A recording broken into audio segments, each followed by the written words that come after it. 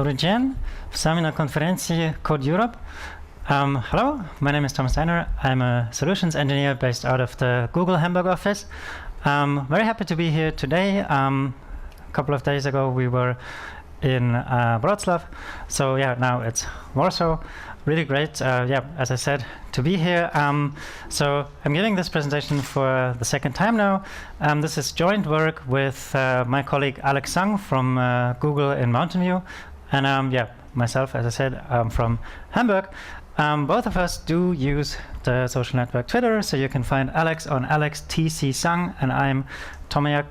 And today I present PWAssemble, instant and customized progressive web app demo, sorry, because only seeing is believing. And it's going to be exciting. Some live demos. I brought real devices, so expect things to go wrong. So yeah, here I am talking to you about PWAssemble. And yeah, what is PWA? It's progressive web apps. So let's dive right into it with a conventional introduction. So the thing is, we at Google try to work with a lot of customers to convince them to make them implement progressive web apps. And the conventional way of doing it is the one that I show you now. And you will maybe see that it has some problems. So here you go, the conventional introduction. When I prepared this slide, one of the things I did was I used a search engine that some of you may have used before, and I just searched for weather in Poland, and oh my god, look what I found. On the days of Code Europe, so today, there's rain in the forecast. And look at the low temperature. It's kind of hard to read on that screen, but it should go down to 9 degrees. So wow, horrible. And I'm losing my earpiece again. Let's see. So yeah, this of course dramatized, but why do I say that? Well, because when it's cold, it gives us an excuse to buy a hoodie. And yeah, of course, we start with a search. And because it's 2017, this search most probably will start on a mobile device. So we look for fleece hoodie, then we land in a shop, we browse around a bit, find one that looks great, the green one, and when we want to buy it, we see it's out of stock. God damn it. This was so great. So, well, luckily there's this functionality where you can get a notification once the hoodie is back in stock. So we just say, okay, let's allow this website to notify us when the hoodie is back in stock. And so yeah, we stay up to date. Sorry, I'm losing this piece. Is the technician still here? No.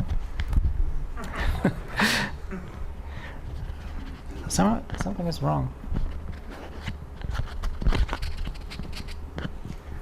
Let's see. I just fixed it myself. Okay, somewhat. So we stay up to date and see that finally, hopefully, the hoodie comes back.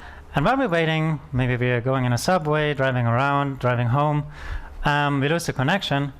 But without really realizing it, we can continue using the website, even without any network at all. So you can see this phone has no network reception. So the signal bars here are just 0, so there's no connection, but nevertheless we can use the website.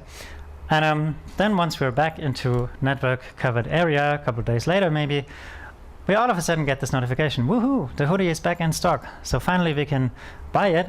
So we add it to the cart, we go to the checkout, we automatically are signed into the store, okay, and then we want to pay it, and oh, they've implemented one-tap payments.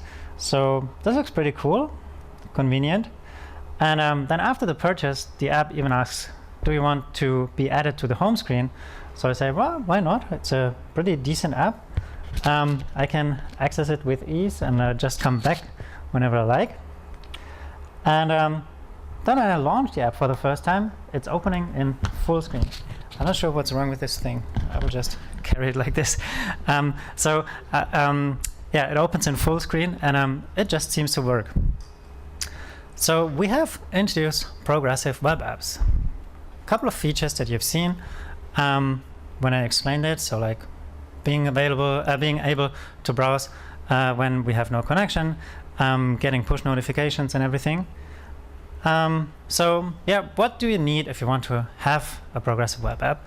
I'm not sure if some of you have seen Jakub's talk in the morning, where he introduced service workers. So this is kind of a quick recap of Jakub's talk.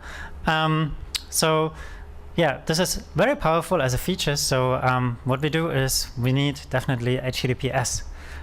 There's no way around it. We just need HTTPS. So yeah, because it's a very, very powerful API, this is all protected through the secure protocol here.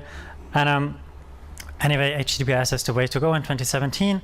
A lot of the browser APIs in the future will require it anyway. So even independent from service workers, it's a good idea to move to HTTPS. So thinking of the elements that were missing, not are missing, but that were missing on the web to drive user engagement, well, we have a couple, like for example, add to home screen, reliable performance, and push notifications. But you see this tiny correction here that were missing. So this is now fixed, and apparently it's working. So let's see a couple of examples here. Some of you may have heard of Twitter Lite, who launched a pretty decent progressive web app. So you can see here the flow from the homepage on mobile.twitter.com, and then the application asks you, do you want to be added to the home screen? And if you do that, you get a home screen icon. And when you launch it, well, this is how it looks like. You get a splash screen, and then you are in the full experience of the application. So this looks pretty good. With modern Androids, there's even an improved add to home screen. So if you follow the animation here, you can see we're searching for the name of the app, then it pops up, and it's just integrated here with all the native applications. So it's one step further to making this feel and behave more like a native application. And yeah, we've seen, well, if we are in a subway, if we are on a flaky network, if you're in the countryside and we have no coverage, we can show content. And so something you can use is, something you can do is, like realize when there's no network. And what the developers at Flipkart have done is, when they notice that the app has no connection, they kind of convert the entire user interface into black and white. Me personally, I'm not a big fan of that, but yeah, they decided to do so. So this is kind of a new UX pattern to convey to users that they're offline right now or on a bad connections. And well, we have push notifications. So a good example is weather.com, who have also implemented a progressive web app. And you can sign up for push notifications. So say, yes, you want to allow them. And then you can select here the different types of push notifications that you want to receive. So depending on your preferences, you can be alerted only in the case of, I don't know, something like horrible weather conditions, or maybe when the temperature is above a certain degree or whatnot. So they have some sort of degree of freedom that you can select here for what kind of things you want to be notified. And well, how does this all work? Well, the traditional flow was, and you can see here this using the example of the web application Lyft. So it's like Uber, but like a ride sharing service like Uber, but yet another brand. So you can see here, well, the traditional way was you have the web application, and then it talks somehow to a web server to call APIs and whatever. So this is the old way. The new way is, in between, we have the service worker. And service worker are often described as an in-browser proxy that is used to do amazing things, like, for example, work with a local service worker cache, so that instead of going to the network for making requests, you can just go to the service worker cache, or sometimes you also need to go to the web server and get new data, new information. So there are many ways of building a progressive web app. One of them is to build something from the ground up. Another is to enhance an existing site, or yet another one is to start with an independent beta version. So whatever your particular company's profile may be, if you're adventurous, you just enhance the existing site. If you want to go on the safe side, you probably launch a beta version. Or if you are a startup maybe and you don't even have an app, then you can of course build something new from the ground up. So different examples of brands in the industry that started working with the different models. Housing.com, CNET went for something new. The weather company, Make My Trip, they started with their existing app and just modified it. Or the companies on the right-hand side, they went with the beta version approach. And no pitch slide could be, or sorry, no pitch deck could be without a pitch slide. So this is the obligatory logo slide where we're telling you, look at all these great companies, they have all worked on a progressive web app. But the thing is, finally, are you impressed yet? Probably, you're more like these two persons, or to update this a bit, maybe more like these two persons. Look at my amazing photoshopping skills. So the thing is, you've seen a lot of examples, right? A ton of examples. But if you put yourselves in the shoes of being a company, in the case of Code Europe, the conference organizers, for example, and you hear for the first time about progressive web apps and why you should build one, you're more like, well, okay, Lyft, maybe Flipkart. But the thing is really, if you put yourselves in the feet of Code Europe, of the conference organizers, and you look at all these examples, you say, well, Flipkart, they're India's biggest online retailer, but they have nothing to do with us. Lyft, well, it's a transportation network company, but they have nothing to do with us. Twitter, it's great. I mean, it's an online social network that a lot of us use. But yeah, in the end, none of these examples has anything or much to do with the business of us and what we are now, for example, Code Europe, the people behind the conference. So yeah, we're not quite impressed yet. So this is the end of the conventional introduction. At some point, we realized, well, and this is actually all live slides from one of the pitch decks that we're using or have been using. But yeah, in the end, we saw that there needs to be something more. There needs to be something more customized, which is what brings us to our project, PWAssemble. And of course, it's a wordplay. There's PWA in it, and there's assemble in it. The objective is really to build instant and customized progressive web app demos that have different industry templates, like, for example, retail, travel, finance, news. And this app, PWAssemble, consists of different parts, two to be exact. One is the configurator, and one is the front end. And of course, we do have a mission statement, which is enable Google to efficiently pitch and drive new technology adoption with partners, which can be advertisers, publishers, and developers, by providing customized demos that enable the partner to envision the business opportunity and providing tech stack-specific code bases that reduce partner time to launch. All right, that's quite a lot of words for saying what we want to do, but maybe it helps understand the basics behind it. So PWAssemble, the core concepts, what do we have? On the left-hand side, you can see there's the configurator, where you can modify and create a demo. In the middle, you can see the rendered experience. So this is what the finished thing would look like. And then finally, there's the code base, where people can look and work with the code and yeah, see what it is. The configurator, that's something that we would use internally to create something that behaves and yeah, looks like the corporate identity of the partner that we want to work with. It's essentially one big form where you do a couple of things. You select an industry template, you enter the customer name, you enter a hero text, call to action, and so on. You can upload some graphical assets, customer logo, hero image, favicon, and so on. You can choose a color scheme, background, foreground colors, and so on. And then some industry-specific things. If you work with a news customer, then you probably can enter their RSS feed. If you work with a retailer, then you can select the brand that you're working with and kind of work with some default product queries. So it's not very exciting, really, to be honest. It's just one big form. But the thing is, it's a form that's quick to fill out. And then you get something out of it.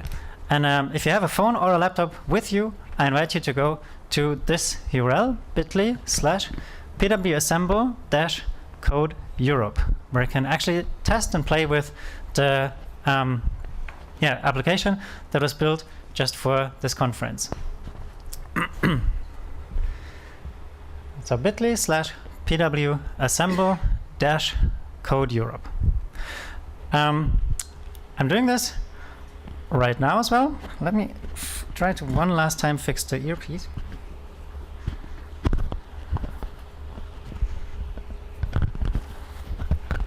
Would be nice to have two hands for this. Okay, let's see.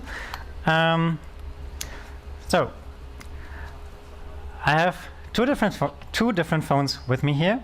I have an Apple iPhone and I have Nexus 5X. This one runs Android, obviously. This one runs iOS. Let me turn them on. This is the iPhone. So you can see here what I'm doing on the screen is reflected directly here on the big screen. So it's not scripted, it's just live. And then on the right-hand side, we have the Android phone. And let's go into the browser. Oh, not this side, here. So you can see here, I'm using for the example Samsung Internet. That's a browser that some of you may have heard of, but it's probably not too popular unless you have a Samsung telephone. But you can see here, well, that's the application. It's running in the browser. So what does make this application a progressive web app? Well, first and foremost, of course, it is offline capable. So let's do one thing. Let's take this application here. You can see, well, I can reload it, get the latest content. Oh, there's a tweet mentioning me. Woohoo! So you can get the latest content, and the same here. You can refresh, and you get the latest content. No big surprises. But of course, what you can do as well is you can take this phone and disconnect it from the Wi-Fi. So I'm turning on airplane mode, and if I now reload, you'll see that it still works. If you try this with your own phones, it should hopefully work as well. So this is something that's completely new to a lot of people. A website that can reload even if there's no connection at all. So you can see I'm in airplane mode. I'm not connected to the Wi-Fi or to any network at all. So on this iPhone, we can of course do the same. So can put it in airplane mode and then reload the application, and boom, of course, there, because on iPhone we don't have service worker support, it's just behaving as we always have experienced it. So it's just going back to this strange offline sad state. But in the online case, it's essentially just like any other website. So all this is working well. But of course, if you have a phone that supports progressive web app features, it's working just better. Let's go on to the next feature. Let's bring this phone back online again. And if you click the hamburger menu, you can see that you get on the bottom here a little checkbox. If you check that box, you can see that if you do it on your phones, that the notification alert comes up. Let me actually do it here. Closing that one. Let's bring this up. Switching browsers now to just show you that we have different browsers where we can do that. And let me just quickly reset the application, because before I had tested it again. So now we're loading the application for the very first time because I've reset all the data. And now you can see now notifications are not checked. So if I check them on, you can see that this little dialog pops up. And if I say yes, okay, I want to allow notifications, then we have notifications allowed. Let me show you the same experience on the iPhone. You open the hamburger menu and oh, the checkbox is simply not there. because the browser smartly detects that, well, this is an iOS browser, it's Safari, so we can't run these features because Safari doesn't make them available. Okie doke. But let's look at the experience on the Android phone. So how do you get a notification here? You can trigger a notification if you just click the logo. So if I do this, you can hear I get a little sound, and then if you swipe down, you can see there's a notification with the Code Europe icon and a call to action, buy tickets now, which you obviously have, thank you. And we have two widgets here, yes and no, that we could click. We can close this, of course. If you do it on your own phones, you might even notice a vibration pattern. So let me maybe try this, because the earpiece isn't working anyway. So, or it's working, but it's not holding well. So let's listen to this. You can see that, or rather you can hear it. So this is a pattern that you can register, and like this, even if the phone is in the pocket, you can feel the pattern, and you can say, oh, this is coming from the Code Europe app, because over time you will recognize the pattern, of course. These are real notifications. So if you close the phone, you can see they're just on the home screen here, just like native applications. And in case if you're wondering, this is just using the Google Cloud Messaging service that is running on any Android phone anyway to handle the native applications. So there's no additional burden on battery life, because it's just using the same infrastructure that is available on Android anyway. So of course then I can select one of those, and I'm brought right into the application, just as expected. So this is really cool, push notifications, and we've seen here, well, on a browser that doesn't support it, we simply don't show them the option. If at any point in time Safari should actually implement service workers, the app would just dynamically detect, oh, all of a sudden Safari does support service worker, so it could then show the checkbox and allow iPhone users to opt in. So this is pretty nice, because like that, it's just progressively enhanced. So there's no changes, no updates that you need to push. You just are independent from any kind of App Store approval processes or whatever. You can just get going and be good. So this is another feature that we've seen. So we've seen offline, and we've seen push notifications. I want to show you something else. Maybe for some of you, when you've used the app for a while, the little Add to Home Screen button was triggered. Was this the case for anyone? Did anyone of you get the prompt? Yeah, okay, so there's one person at least.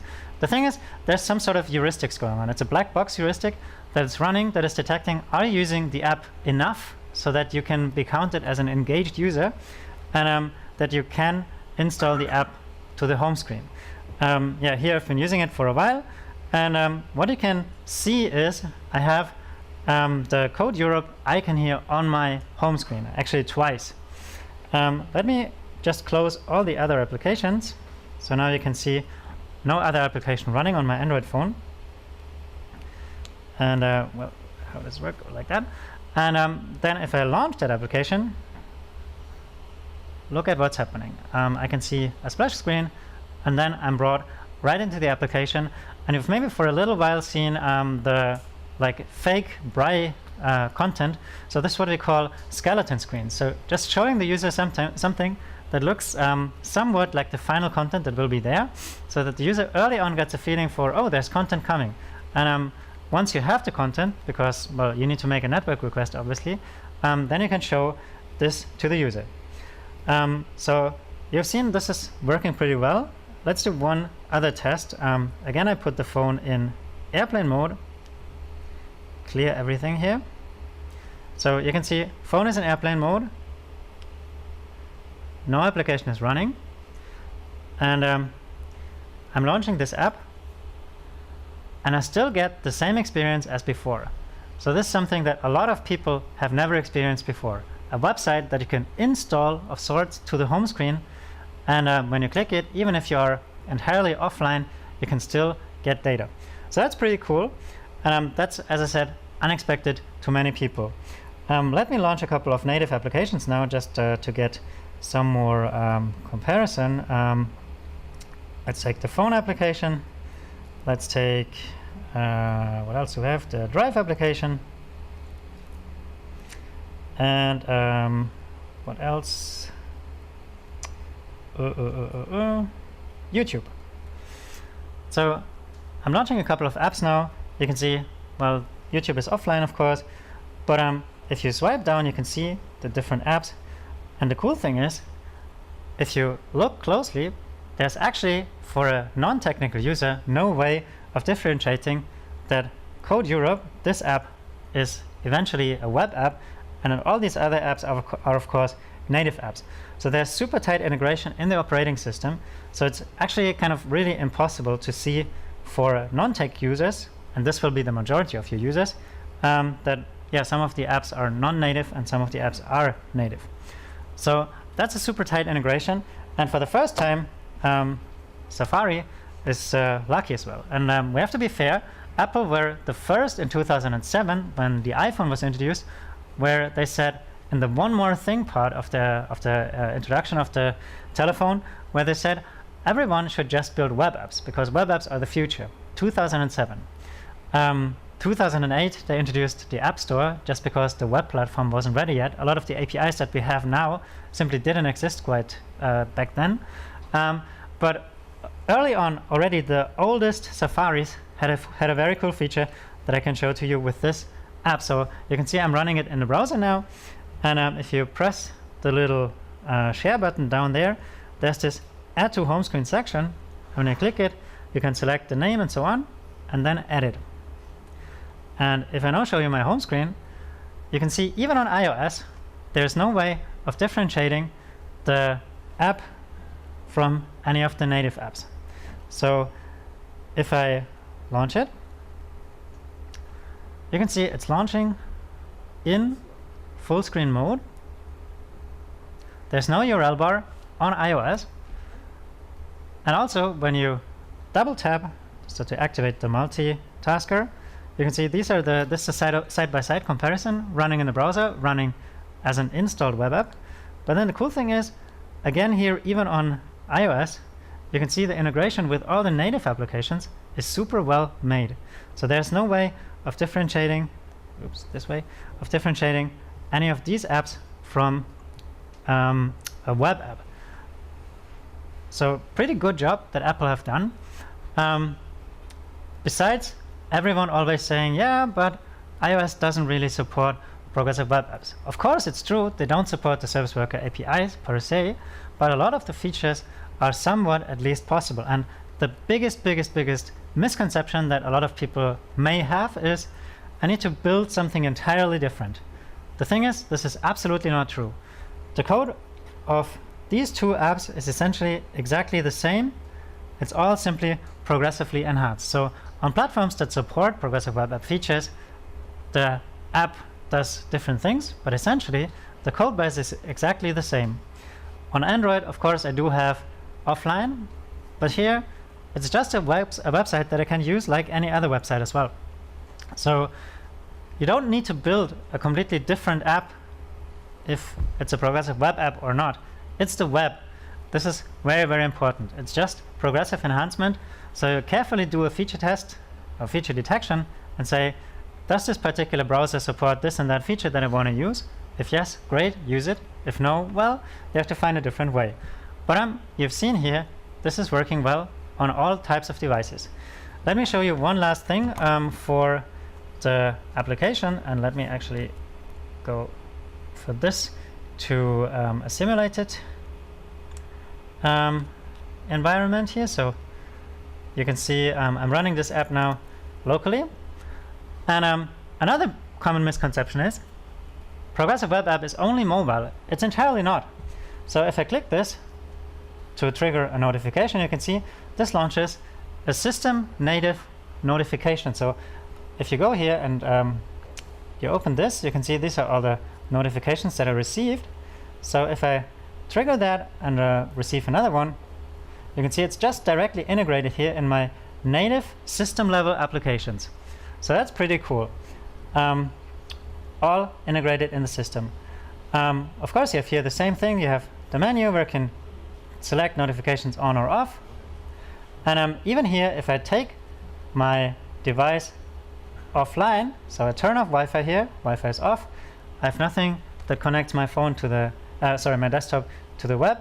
I can refresh, and it's just still working. So common misconception debunked again. This is working super well on desktop as well. Something that you could also see, and if you, does anyone have a Chromebook by any chance? No? So on Chromebooks, you have this notion of apps that you can somewhat see here as well, where you can install different apps directly here, and you can see how some of them are in color and some of them are not. On Chromebooks, these kind of apps that Chrome simulates here as Chrome ///apps are installed just like on my Mac here at the bottom section. So on a computer that is built essentially around the web, you get a pretty good experience, and you can install these applications just directly locally. But what I wanted to show is, apart from, of course, the features that I've shown you already, is offline is, of course, one situation. But then there's another situation, and one situation that is actually maybe even worse, which is you can have a super slow connection. So let's do the following here. I'm throttling down my connection from the normal Wi-Fi connection to, I think it's super impossible to see here, sorry. The screen is not optimal for this kind of things. Let me try to increase the screen. So maybe you can read it. I'm selecting GPRS here, so like the slowest of all network possibilities that you can have. And notice how this disable cache checkbox is checked. So I'm browsing this application as if I had never visited it before. And just to tidy up a bit and simulate a widescreen experience, let's just simulate here, fit to window that we can see the application. Also tidy up here a tiny bit. Close the console, and just have a look at how this application loads. So important thing, we have disabled the cache, so we're using it as if we were for the first time here, and we use it with GPRS. And I'm loading the app now. 3, 2, 1, go. And look at how fast we have, even on a GPRS connection, the content here. Why is that? Well, of course, because of the service worker. The service worker is always there. It's not just there when we have no connection, which is like offline. It's also here when we have the worst of all connections, when we just have a GPRS connection, because the service worker has all the static assets cached. And you can see here why the skeleton content is so important. So let's do this, or actually we can see it here in the loading experience. The first time that we had something on the screen was after 1 second. You can see here the Earth spinner. Then we get the blue background, which is the Code Europe theme. And then the skeleton content kicks in. So you can see here, this already kind of looks and feels like the final articles that will arrive here. And then eventually, you can see we have the background image that kicks in. And then eventually we get, well, it's not captured here, but we get, you can see the final full experience with everyone's tweets. So this is on GPRS. And look at the loading time, 1.29 seconds. So a lot of people always think, well, the pitch of progressive web apps is offline, but when are we really, really offline? Well, sometimes. But then this also does help a lot in any kind of bad network or flaky network state. And this is, of course, not a super heavy application, but you can imagine if you have a ton of JavaScript, which you shouldn't have, but if you had, and it came from the service worker, it would be there essentially for free. You still have the parsing, which takes ages. So please, please, please don't ship a ton of JavaScript. Make it as few JavaScript bytes as possible, because parsing is really very expensive on like lower end phones, but also noticeable on high end phones. But yeah, just imagine how much of the resources that you can have in here. So let me go back to the slides for the rest of the presentation here. So you've seen a lot, and you've experienced a lot. And this link, of course, will stay online, so you can play with it at home. And this is really what we show to our big customers. So a couple of, what is it now, weeks ago, when we had Google I/O in Mountain View, one of the partners that we've worked with, Trivago, have been on stage to show their application. And it started for them with a pitch like this, where we told them, hey, this is how your progressive web app could look like. And I can say that openly because, yeah, we have a really great relationship. And by the way, Christoph is running around and has the presentation, I think, in the last slot of today. So make sure to watch Christoph's Trivago presentation. So some of the technical challenges, because in the end, well, this is a developer audience. You've seen now the features, but like, how is it implemented first in the case of PWAssemble, and then, of course, in the general case. So the thing really is, PWAssemble is a stem cell of sorts. If you have biology classes, if you had biology classes in the past, you know that stem cells can convert into anything. So the PWA bootstrapper is essentially a stem cell that can convert into anything. By default, it will not be aware of the final template it will end up in. So it could start as a news template, but it could also start as a retail template, or, as in the case of Trivago, as a travel template. This was just, well, it's a stem cell. It has nothing at all in the background. So it first of all needs to load the industry template and the customer configuration to know what even should the stem cell convert into. Then in the second step, it needs to deal with the service worker registration and cache all the upcoming fetches. And then third, it should load the particular industry template's asset. So in the case of news, there's some way to process the RSS feed, for example. In the case of retail, it needs to somehow fetch some sort of products from something like a live shop. In the case of travel, well, it should somehow simulate a travel experience, and so on. And then finally, you need to, of course, in all cases, manage the push notification permissions and so on. So let's dive into each of these different things. If you remember the PWAssemble configurator, like this long form, which is like the boring part, really, all this does is, in the end, it creates a JSON object that looks like this. That's all there is. Every single application that we create is essentially just based on one JSON file. I think it's impossible to read. Or can you read it? No. No? I apologize. This kind of screen is not really made for these kind of presentations. I'm not sure. What is the shortcut? No. Somehow there was a way to zoom. I don't remember. Does anyone remember the shortcut for zooming on Macs? Yeah, but it doesn't seem to work on...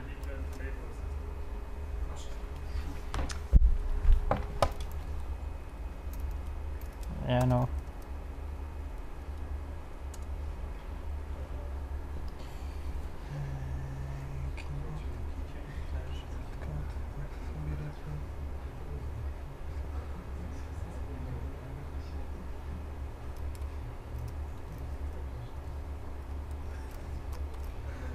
No? No. No, sir. But yeah, there was something where you could zoom in. I just don't know. It's somewhere hidden in the system config.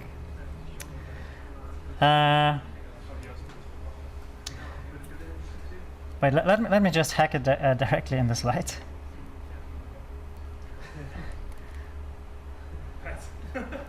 Let's go like this. Present. Maybe it's a little better. Okay, so it's nothing really exciting, but you can see how simple it is. It's a couple of background, foreground color values. Then you have a company logo image ID, which is just pointing to some URL. You have a company logo image name. What else is there? You have a company name, code Europe. You have a CTA call to action text, buy tickets now. A couple of URLs that point to the hero image, and hero image name is not really important. Hero text is the largest programming conference in Poland. And the most important thing actually is down here, the template. So the template is, I think this just ordered alphabetically. The template here is news. So in the broadest sense, of course, this simple Code Europe application is just a news application that connects to an RSS feed that I've quickly created with a search on Twitter for anything Code Europe related. And it connects to that URL that you can see here. So that's the industry-specific part. If this were for a retail example, I would have something like what should be the default query, like, I don't know, the best-selling queries, or the best-selling products or whatever, and it would be displayed here. So that's that. This is all there is. And this object is obtained once, and then I store it for the future in IndexedDB, so that it's available offline, that it's available with no cost, essentially. So that's the first part. The second part is the service worker registration. And for this, you need to know, for this particular use case, I'm kind of doing something that is actually pretty frowned upon. So please, please, please don't do this at home when you work on your progressive web app. But let me explain you what we're doing here. So this, of course, meant to be a demo, right? So I told you, go to this URL, now put your phone into airplane mode, and now reload. It should be offline. It should be available offline. That's, of course, a typical one-shot situation. I told you, do this, go offline, and it should just work. And hopefully it worked for everyone. It's a classic one-shot situation. If you mess this one up, people will say like, yeah, but it's not reliable. It doesn't work all the time. So this is why in this particular case, we do something that people typically don't do. So we install the service worker first thing we do on the website, and only then make all the dynamic requests for the content, which is essentially the reason the service worker is kind of intercepting all the calls that the web application makes. So when the hero image loads, when the CSS loads, when the, I don't know, the dynamic RSS feed loads, if you miss any of these, then of course the offline experience will be bad. So this is why we install the service worker first, and you can see if you look at this application on a desktop and activate the console, there's a ton of logging information so that you can actually really see what's going on at each step. So first, loading the instance with the ID, that's the thing in your URL. Then we're storing the instance data in IndexedDB, and then we install the service worker. And then comes this part where we cache what we call the app shell. So essentially the absolute basic information that the stem cell needs. This has nothing specific yet. So this has no logo, this has no information at all. This is really just a stem cell. At this stage, we don't know anything about the entire application.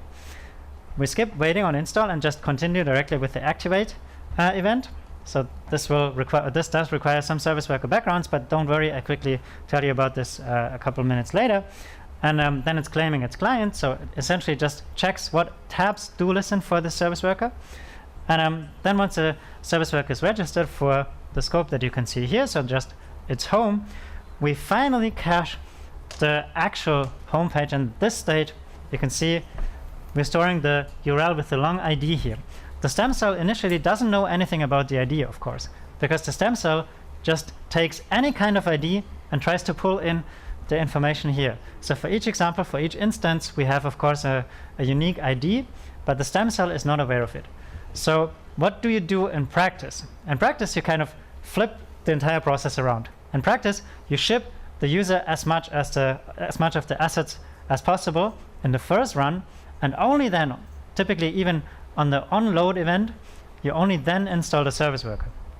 So big caveat, we do this only in this very specific situation where we have a one-shot option to impress or kind of just be considered as, yeah, it's not really working. So we want it, of course, to be always working. And well, then finally the industry template. What does this essentially mean? It essentially just means we have the HTML that, for example, renders, in the case of the news application, something like a news with different blog posts template. In the case of a retailer, some sort of retail example. It's a CSS file as well that has some basic look and feel, of course, and then some JavaScript that will deal with connecting to the RSS feed, rendering the articles, and so on. And then in the next step, we pull the concrete content. So here we pull, for example, the background logo. You can see the kind of gray request. This is for the feed, so for the RSS feed data. So you can see here, this is where the stem cell converts the stem cell into, in this case, the news application. And then in the green stage, the news application is been finally enriched with concrete content. So with everyone's tweets, with a logo and so on. Push notifications, that's kind of the last part. Essentially what we need to do is we need to subscribe on demand. So when someone checks the checkbox and register for push notifications, and you will see in the logs, there's this super long random string. And this is, by the way, each time new, freshly generated. So that every time you resubscribe, that always you get a new notification. So that you can then transfer this ID to a server where you listen for, where you push the actual push notifications, and then you say, I want to send a push notification to the user with this particular ID. So that's for push notifications. So you may wonder, well, but performance, this doesn't sound like the most performant thing.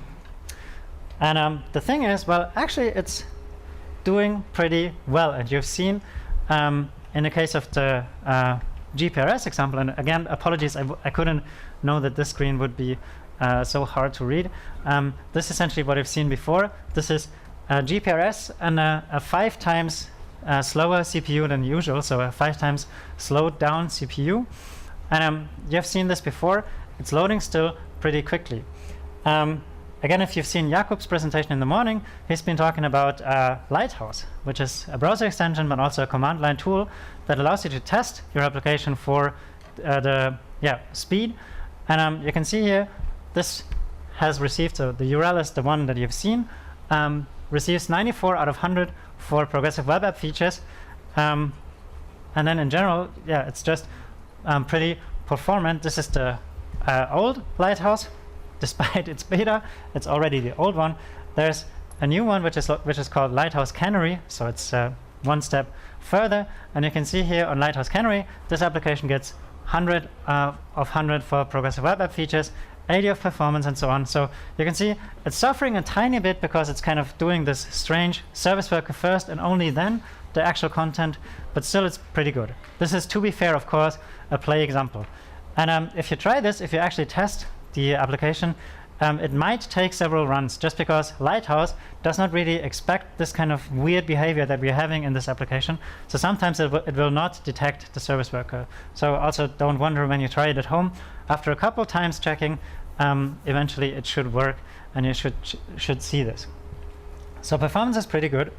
And so finally, well, I want to explain to you some of the more technical details, and this is something that you can, of course, then use if you actually decide to work on a progressive web app.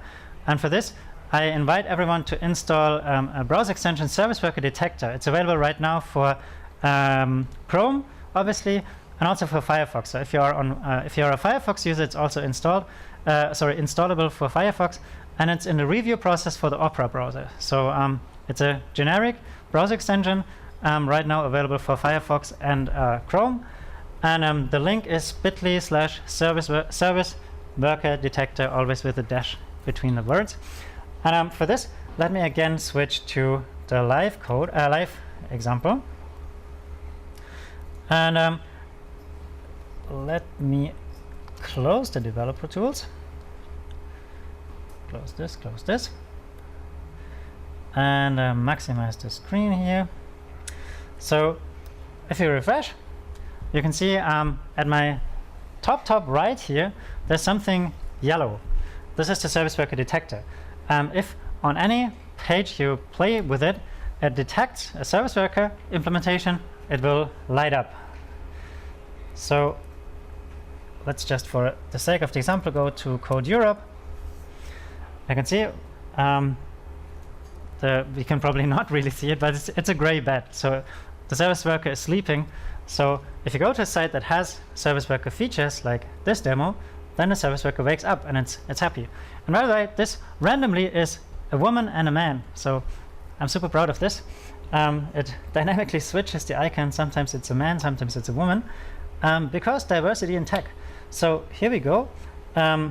We open this, and you can see why this is useful. Well, first, it shows a couple of things, of course. It shows the state of the service worker, so green, it's active. Then it shows the scope, which is just /, which is obvious because it's installed at that level. Then it has the script URL, and then on the right-hand side here, the number of events that this service worker listens for. So let's do something first. We look at the actual service worker script code. And you can see this is how it looks like. It's a mess. So obviously, what the extension does first is it takes the code and it kind of de-uglifies it, so beautifies it again, and of course it adds some syntax highlighting. I think this really, again, impossible to read. Can you somehow read something? No. Ah, crap. Because I think I can't really easily increase the font size. Yeah, because this is only for the main. How do I fix that? Oh yeah, I have to wait. I have the local version running. Okay, sorry for that. Service worker detector, main CSS, font size. Here we go, 24. And the local instance should be running. Yeah, it's here. So I take the local instance for now, which is this one. Sorry, I need to refresh. Here, more tools, extensions, refresh. So we're using the local instance now. That's all there is to it. And it is. Is it a bit better? No, not really. Maybe. I think the code. I see. Okay, so here we go. The code is a different size again. Let's see. Refresh. Reload.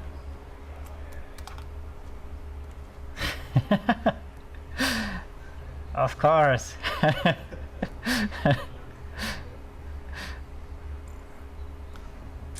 And I need to refresh.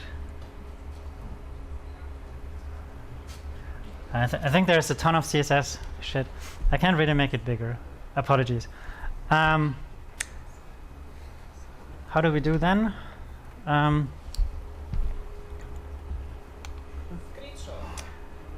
show you the code in the editor, yes.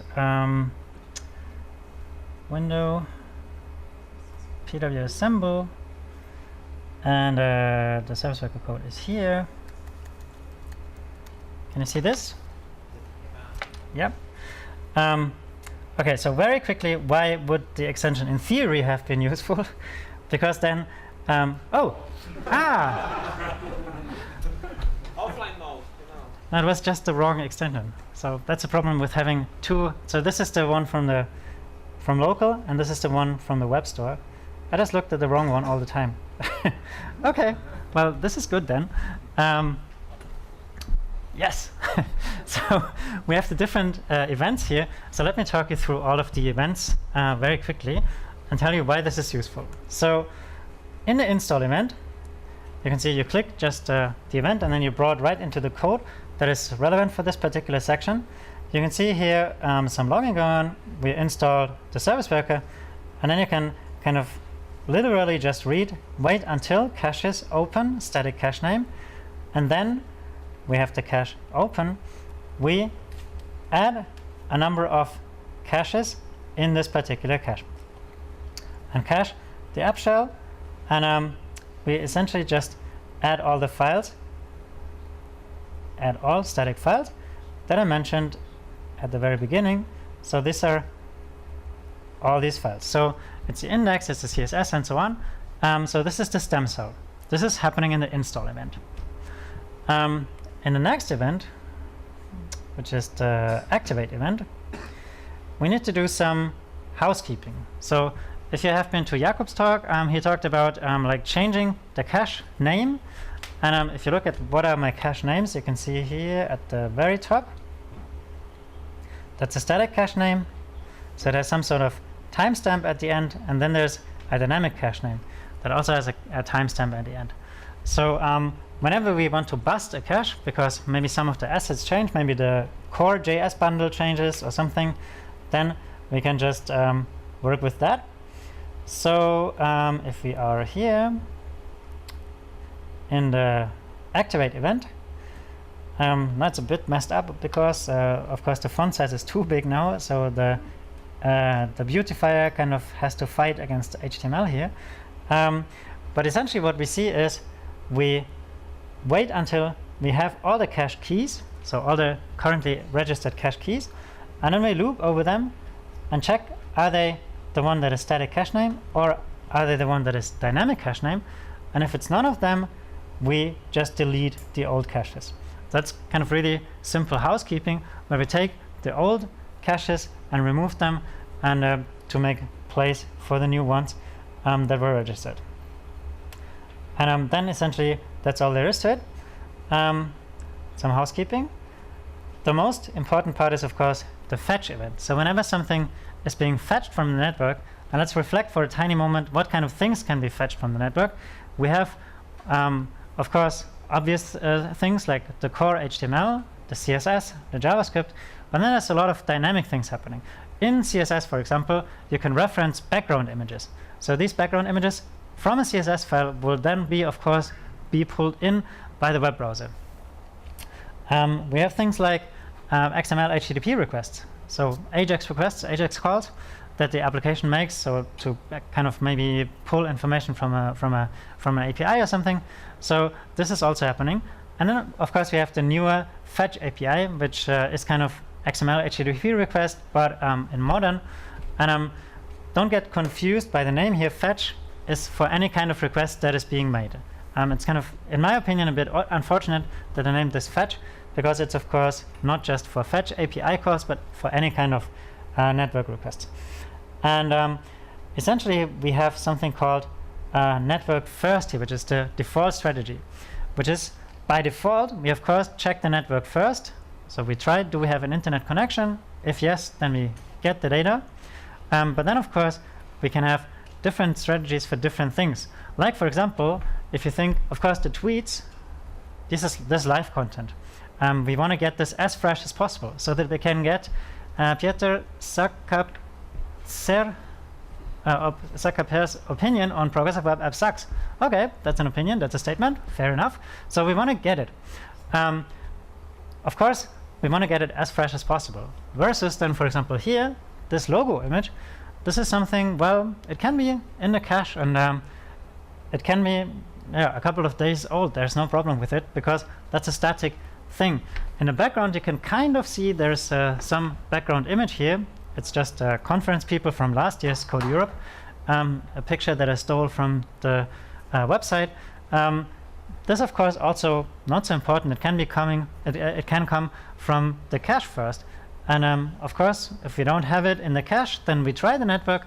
But it's not relevant that this is super fresh also always.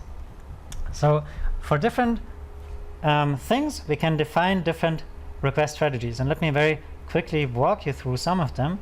You can see here, request strategies is a map. Map is pretty cool because it can use anything as a key. So it's like a key value store, but the keys can be not strings, but can be random objects. And the cool thing is I can make the key a regular expression. So one regular expression here is the dynamic host, which is just location.host /templates. So this is where all the different templates are located. For these, I use cache first. And then there's this flag. Should I cache those? Yes or no? And you can see this is not 0. So 1, and 1 is, of course, a true Boolean. So this is just the uglifier here that's making its job. So this is true. And then we have a couple more, like /js/static should be also cached first. But then we have a couple more, like the things that are pulled from the proxy. So I have a local proxy running for example, getting the RSS or the feed. This is then, of course, network first. And here we don't want to store this in the example. But actually, the proxy is only used for the images. It's not being used for the cache. Sorry, for the feed. And then you can see a couple more things. Very simple URL patterns here that are in regular expressions. So let's go back to the actual fetch event. So by default, we set the default network strategy to network first. And then if you go through all the different strategies and check, does the current URL match any of the patterns, and do I have a different URL strategy than the one that was defined by default? And then it's very simple here. We have, in the one case, get network first response, or in the other case, we have a get cache first response. And get network first, of course, goes to the network, gets information, displays it to the user, and then checks, do I need to store this in the cache, yes or no? The get cache first goes first to the cache. If it's there, it serves it to the user. If it's not there, it goes to the network, fetches it, and then looks again at the flag, do I need to cache this, yes or no? So pretty simple. And then you can see, well, there's a couple more things that are registered here. Like, for example, one last thing is push. Push is one of the easiest events on the client, because all that's needed to listen for push notifications is this. So we listen for an event of type push. And you can see again, there's a ton of logging going on. And then we just essentially pull some JSON that can have maybe the payload or maybe some information about the concrete event. And then we just show the notification. We can trigger this in the browser. Of course, we have the locally generated notifications. These are the ones that you can trigger here by clicking on the logo. And then we also have, let's go here to application. We also have the externally triggerable ones that you can trigger just from external. And you can see now this is reacting as if the notification came from an external web push server. So if you pay close attention, they look a little different. So here, this one has the PWAssemble logo that is displayed here. The ones that are triggered locally, oh, I think I opted out. Yeah. Turn this on again. These ones have the Code Europe logo. So that's a tiny difference. And let's go back to here. This was the service worker code. Then we have one other thing, which is for the add to home screen. And again, you can see this in the extension. If you close the service worker part, there's a web manifest part. And a web manifest, so again, this is probably too small. So it's assuming that you have a decent screen. But you can see here, this is a couple of things that are required for add to home screen. Like, for example, the name, the short name, and then some look and feel things like what is the theme color, what is the orientation of the device, what are the different icons. And this is essentially just making the manifest readable, which is all just a JSON file. So if I increase the size, this is what you can see here. And one last thing is the cache storage inspector. So you can, with this extension, very easily see what kind of things this application has cached. So you can see here the static cache name, which contains all the stem cell items. And then we have here the dynamic cache, which caches all the more dynamic things.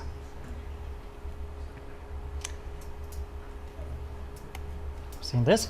If you want to test the retail example, if you're interested in checking this out, it's bit.ly/PWAssemble-webshop. So this is using the retail template. You can see this is how this would look like. That's an actual store, so you can search for things, and maybe you will find some items in the store. It's of course all fake, so you can't buy anything there, but this is showing how it could work. Conclusion. What have we learned? Well, first of all, this is of course still heavily in progress, but we use it in production. So we use it with partners. Google has this kind of dog fooding manner where we dog food things internally. So eat your own dog food, as the saying goes. We use it with customers. We use it with scaled events, workshops, all sorts of things. And it's especially useful, especially when I want to teach people what is this even about. So what does a service worker do? What kind of events does it listen to with this service worker detector extension? We've seen this is just very helpful because most people have no idea what actually does this mean. So PWAs are great, but again, a lot of people need some education. A lot of people need to be told what even can this do. They have this, what we call in German, gefährliches Halbwissen. I'm not sure if someone speaks German here. Dangerous half knowledge. People have read an article and they think they know everything. But before you show them, before you let them actually do it, like you have played with this application on your own phones, so you can kind of see what does it mean. Before this doesn't happen, people won't really believe you. So what is needed as next steps? Well, of course, a lot more industry templates, because it's currently just a couple. And even the ones that we have, travel, for example, is very coarse. Within travel, you have everything from car rental to flight search to hotel search to whatnot. So we need more fine-grained templates for all of those. And we want to have more API examples so that you can get, for example, for the retail example, the full flow from the payment request API to the credential management API, so that you can really feel from the start to the end how would an actual checkout with all the progressive web app features look like. And finally, Google is also core contributor and also creator, of course, of the accelerated mobile pages open source project. So we want to combine some of the AMP accelerated mobile features with this. So thank you very much. The slides, if you're interested, are at bit.ly/codeeurope-PWAssemble. That's just the PWA example, but reversed.